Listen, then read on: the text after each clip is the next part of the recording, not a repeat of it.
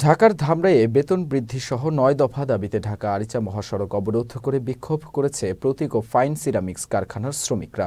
শ্রমিকদের আন্দোলনের কারণে ঢাকা আরিচা মহাসড়কে উভয় পাশে প্রায় ২০ কিলোমিটার যানজটের সৃষ্টি হয়। সোমবার দুপুর থেকে বিকেল ৪টা পর্যন্ত ঢাকা আরিচা মহাসড়কের সোমভাগ ইউনিয়নের ডাউটিয়া নামক এলাকায় এই বিক্ষোভ করেন প্রতীক ও ফাইন সিরামিক্স কারখানার শ্রমিকেরা। যে জিনিসের দাম বাড়ছে এই বেতনে আমাদের পোষায় না, আমাদের দাবি মাইনে নিক। আমরা আইসি চাকরি করতে, আমরা মেডিকেলে যাই, যদি কই আমাকে এই সমস্যা তাহলে বাজে থাকা হয় না, এসে কেন গে বাজেতে থাকা আরো তাহলে আর কাজ করবার এসে কেন গে।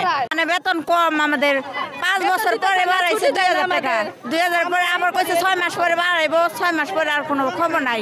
পিলারে হেলরতে বাইরে একটা জিএমএ একজন মহিলারে বাইরে পাও ফাটি হালায়, একজন মহিলার মধ্যে গেলে জুতা দিয়ে বেড়ায়।